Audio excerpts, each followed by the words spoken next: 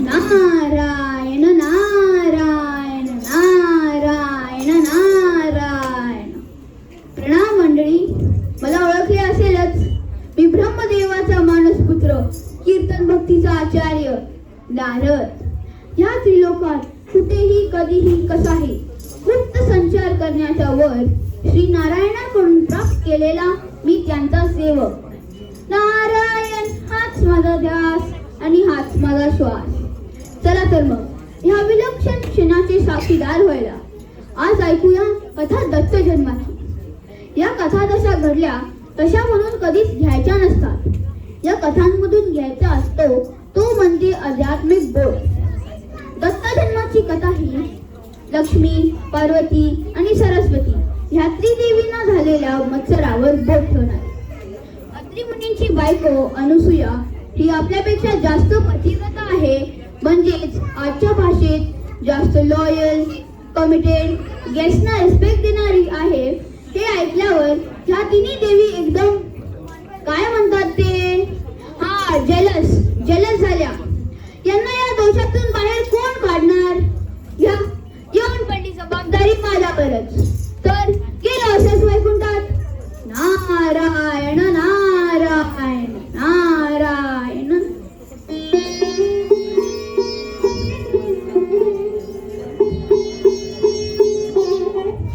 नारायण नारायण. प्रणाम पिताश्री. तुम्हा सर्वांना त्रिवार वंदन. नारायण नारायण. मुनी श्रेष्ठ, आज कशी येणे केले? पृथ्वी तलावर सगळे कुशल मंगल ना? हो देवशी, आपल्या कृपेने सर्वजन सुखात समाधानात आहेत. नारायण नारायण. आज्ञा असल्यास मी जरा मातोश्रींची भेट घेऊन येतो. जरूर. नारायण नारायण. प्रणाम मातोश्री. कसे काय मुनीश्वर? सर्वत्र मंगल आहे ना? ओ मातोश्री.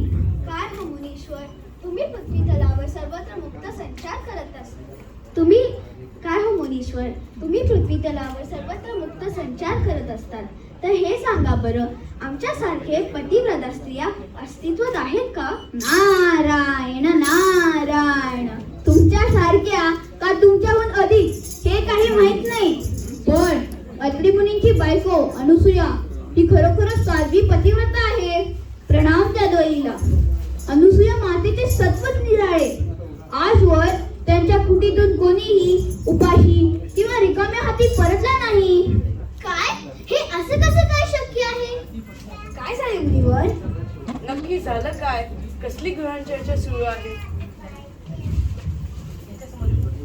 तुम्ही आत्ताच्या आत्ता पृथ्वी तलावर जावे आणि अत्रि मुनींची पत्नी अनुसूयेचे सत्वहरण करावे.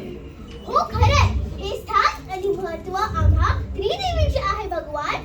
मी तुम्हाला त्यांच्याकडनं काय मागायचे तेही सांगते.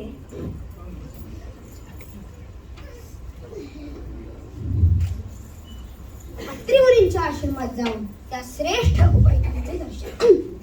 उपायकांचे दर्शन घ्यायलाच सांगा. आमच्या आशा भक्तांचे दर्शन आम्हाला नेहमीच आनंद देते. आम्ही त्यांच्या भक्तीचे भक्त होतो. अगदी खरं आहे. निश्चितपणे त्या आश्रमात परमानंद नांदत असेल. शुभश्च शीघ्रम. लवकरात लवकर निघू. नारायण नारायण नारायण नारायण.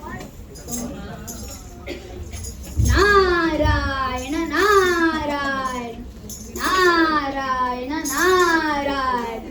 मला म्हणतातच सगळे कळीचा नारद, मोक्षाची कळ लावणारा. हो तसे बघा, वाल्याचे भगवान वाल्मिकी झाले. दैत्य कुळात जन्मला येणारा कयातू पुत्र माझ्या कीर्तन श्रवणाने श्रेष्ठ भगवत भक्त ठरला. बघा आता पुढे काय काय घडते. नारायण नारायण. ओम भगवती भिक्षां देहि. प्रणाम द्विज. मुनिवर अनुष्ठानाला बसले आहेत. बोला, आपली काय सेवा करू? भोजन प्रहरी आहात तर भोजनाची सिद्धता करते. भोजन तर आम्ही घेऊच, पण आम्हाला कोणताही आड पडदा न ठेवता तुझ्यातल्या साध्वी तेजाचे आत्मस्वरूपाचे दर्शन होईल असे भोजन वाढ. ही कसली विपरीत मागणी? हे सामान्य अतिथी दिसत नाही. ही माझी कसोटीची वेळ आहे. पण असो, अतिथीची कोणतीही मागणी पूर्ण करणे आपला धर्म आहे. अतिथी देव भव हीच आपली संस्कृती. प्रणाम द्विजोत्तम, कृपया आसन ग्रहण करावे. नारायण नारायण नारायण नारायण. काही ठिकाणी अनुसूयेने विवस्त्र होऊन भोजन वाढावे त्याचा विपरीत अर्थ काढला जातो. साक्षात भगवंताला कशी असेल हो देहबुद्धी, आणि त्यांनाही अशी विपरीत मार्गाने का पूर्ण करावी वाटेल? ते तर भक्तीचे भुकेले. अनुसूया माता पण पवित्र मनाची. ती तिची परीक्षेची वेळ आहे हे तिने ओळखले व अत्रि मुनींचे चरण तीर्थ त्यांच्यावर शिंपडले. तिनेही देवांची लहान बाळे झाली. नारायण नारायण. भोजन तयार आहे. मी तुमची मागणी पूर्ण करते. फक्त हे तेजाचे रूप सहन व्हायला तुमची दृष्टी निरागस बाळकाची असणे आवश्यक आहे.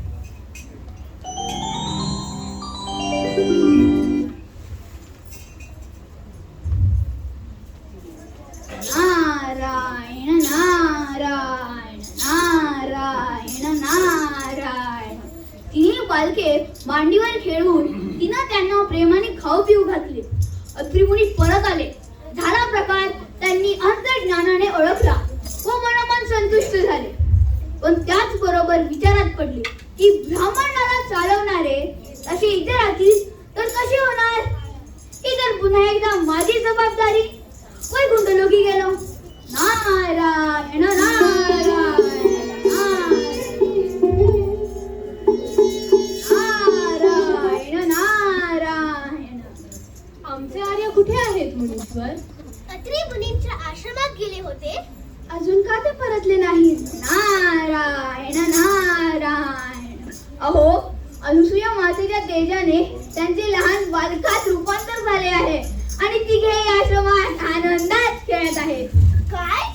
लहान बालकी झाली आहे? हे असं कसं झालं? चला जाऊन बघूया. चला चला. नारायण नारायण नारायण नारायण. हेच आपले पती असतील का? हे काय होऊन बसले? माते, आमच्या पतिदेवाची यातून सुटका कर. आम्हाला माफ कर. आमचा दंभ दूर झाला. आम्हाला क्षमा करा. अहो थांबा थांबा, मला काहीच समजत नाहीये.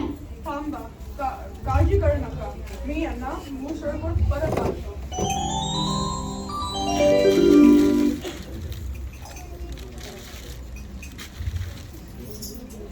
आम्ही प्रसन्न झालो. आम्हा तिघांचे पूर्ण सत्व असलेला पुत्र तुम्हाला प्राप्त होईल. तथास्तु. नारायण नारायण.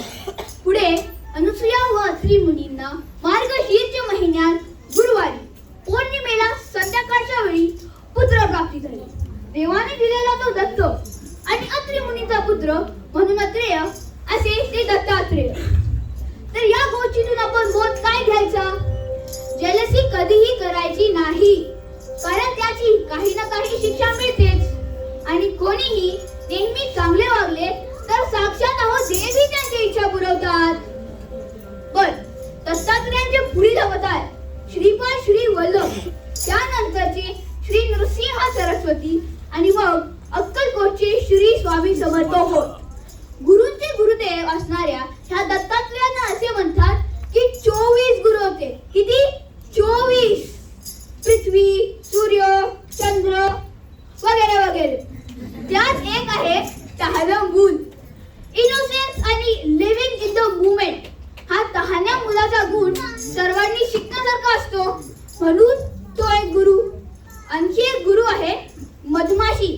मधमाशा मध तर गोळा करतात, म्हणजे स्वतःसाठी नाही तर त्यांच्या राणी माशीसाठी म्हणजेच दुसऱ्यांसाठी. तिच्याकडून शिकण्यासारखा गुण म्हणजे निस्वार्थ समर्पण. दत्त संप्रदाय हा एकमेव असा संप्रदाय आहे ज्याची जननी एक स्त्री म्हणजे अनुसूया माता आहे. तसेच अनेक वैशिष्ट्य म्हणजे इतर ठिकाणी असणारा शैव वैष्णव हा भेदही इथे उलगडून पडतो. कारण ब्रह्मा विष्णू महेश ह्यांचा त्रिगुणात्मक दत्तात्रय संप्रदाय हा सर्व समावेशक आहे. तर श्रोतेहो, बोला अवधूत चिंतन श्री गुरुदेव दत्त. दिगंबरा दिगंबरा श्रीपाद वल्लभ दिगंबरा. दिगंबरा दिगंबरा श्रीपाद वल्लभ दिगंबरा. दिगंबरा दिगंबरा श्रीपाद वल्लभ दिगंबरा.